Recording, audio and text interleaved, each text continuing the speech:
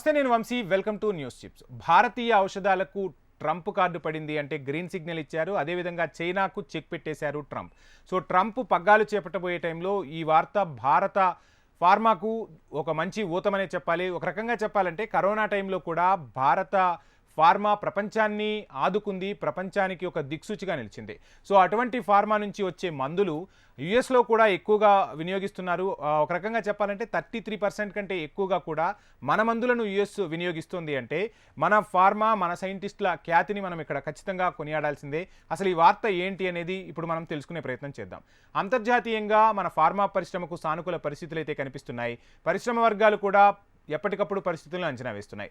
సమీప భవిష్యత్తులో దేశీయ ఫార్మా కంపెనీలు అధిక ఎగుమతులు నమోదు చేసే అవకాశాలైతే స్పష్టంగా కనిపిస్తున్నట్టు తెలుస్తుంది. దేశీయ ఔషధ పరిశ్రమకు అంతర్జాతీయంగా సానుకూల పరిస్థితులు ఇప్పుడు ఏర్పడుతున్నాయని పరిశ్రమ వర్గాలే అంచనా వేస్తున్నాయి. ఇక ఫార్మా కంపెనీలు అధిక ఎగుమతులు చేసే దిశగా వడివడిగా అడుగులు వేస్తున్నాయి. ఆ దిశగా ఉత్పత్తులను కూడా పెంచుతున్నాయి. అమెరికా అధ్యక్షుడిగా డొనాల్డ్ ట్రంప్ విజయం సాధించడం ఈ సానుకూలతకు తావిస్తుందన్న కూడా చెప్తూ ఉన్నారు. జనరిక్ ఔషధాల ఉత్పత్తి ఎగుమతుల్లో భారతదేశం ఇప్పటికే అగ్రగామిగా ఉందన్న విషయం మనకు తెలిసిందే. గత కొంతకాలంగా ప్రపంచ దేశాలు చైనా +1 వ్యూహాన్ని అనుసరిస్తూ ఉన్నాయి. దీని ప్రకారం ఔషధ ముడి పదార్థాలు, జనరిక్ మందుల కోసం చైనా మీద పూర్తిగా ఆధారపడకుండా ఇతర దేశాల నుంచి కూడా సమీకరించే వ్యూహాన్ని బహుళజాతి ఫార్మా కంపెనీలు, అంతర్జాతీయ సంస్థలు అనుసరిస్తున్నాయి. ఇది కొంతమేర భారతదేశానికి కలిసి వచ్చే అంశమే. ఇటీవల అమెరికా ప్రభుత్వం యుఎస్ బయోసెక్యూర్ యాక్ట్ను ప్రతిపాదించింది. అమెరికా కంపెనీలు స్థానికంగా మందులు తయారు చేసేలా ప్రోత్సహించడమే ఈ చట్టం ప్రధాన లక్ష్యం. ఈ చట్టం అమల్లోకి వస్తే అమెరికా కంపెనీలు చైనాలో బయోటెక్, బయోలాజికల్ కంపెనీలతో వ్యాపార కార్యకలాపాలు నిర్వహించడం ఒక్కసారిగా తగ్గిపోతుంది. అప్పుడు యుఎస్ కంపెనీలు భారతదేశంతో భాగస్వామ్యాలు కుదుర్చుకునే అవకాశం ఉందంటూ ట్రంప్ అమెరికా అధ్యక్ష బాధ్యతలు చేపట్టిన తర్వాత ఇదొక కీలక నిర్ణయంగా మారబోతుందని కూడా పరిశ్రమలైతే విశ్వాసం వ్యక్తం చేస్తున్నాయి. అసలు చైనాపై మరిన్ని ఆంక్షలు విధించే దిశగా కూడా ట్రంప్ అడుగులు వేస్తున్నారని తెలుస్తుంది. ట్రంప్ మొదటిసారి అమెరికా అధ్యక్షుడిగా వ్యవహరించినప్పుడు అమెరికా ఫస్ట్ నినాదాన్ని ఎంచుకున్నారు. చైనాపై ఆంక్షలు, ఆ దేశంలో తయారైన ఉత్పత్తులపై పన్నులు కూడా విధించారు ట్రంప్. ఇక రెండో దఫా అధ్యక్ష కాలంలోనూ అదే విధానాన్ని ట్రంప్ అనుసరిస్తారన్న అంచనాలున్నాయి. అంతర్జాతీయ సమీకరణాలు ఎంతో వేగంగా మారిపోతున్నాయి. మన దేశంలోని ఫార్మా కంపెనీలకు ఇవి అనుకూలంగా కనిపిస్తున్నాయి. జనరిక్ ఔషధాలను బాగా తక్కువ ధరలో అందించగల సత్తా భారత్కు ఉంది. ఇదే మనకు కలిసి వచ్చే అంశం. మన ఔషధ ఎగుమతుల్లో దాదాపు 33% ఉత్తర అమెరికాకే చేరుతున్నాయి.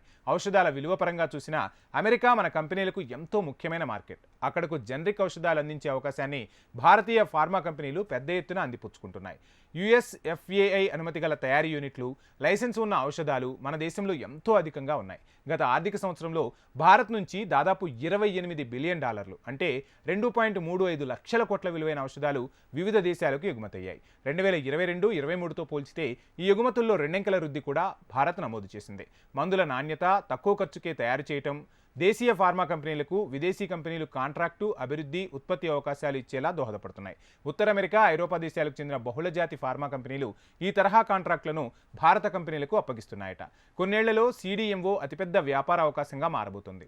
అమెరికా అధ్యక్షుడిగా ట్రంప్ తీసుకునే నిర్ణయాలు వాణిజ్యపరంగా చైనాను కట్టడి చేసేందుకు తీసుకొచ్చే చట్టాల వల్ల మన ఫార్మా కంపెనీలకు ఇంకా మేలు చేస్తుందనేది వినిపిస్తున్న మాట. సో ఏది ఏమైనా ఒక ఔషధాలనే కాదు, ప్రతి రంగంలో కూడా భారత్ దూసుకుపోతుంది. రానున్న రోజుల్లో ప్రపంచ దేశాలన్నీ కూడా భారత్పై ఆధారపడే పరిస్థితులు కనిపిస్తున్నాయి. దీని అంతటికీ కూడా మన శాస్త్రవేత్తల అవిరాళ కృషి మనం మెచ్చుకోవాల్సిందే. అదేవిధంగా ఫార్మా కంపెనీస్లో జాబ్ చేస్తున్నటువంటి సైంటిస్టులు అవ్వచ్చు, అదేవిధంగా రీసెర్చర్స్ అవ్వచ్చు, అందరూ కూడా వారందరి శ్రమ వల్లే ఈరోజు మన దేశం పేరు అక్కడ మారుమోగిపోతూ ఉంది. రానున్న రోజుల్లో ఇంకా భారతదేశం నుంచి అమెరికాకు కాదు, ప్రపంచ దేశానికే మందులు ఎగుమతి అవ్వాలని కోరుకుందాం. ఇది ఇవాల్టి news chips. Please subscribe HM TV.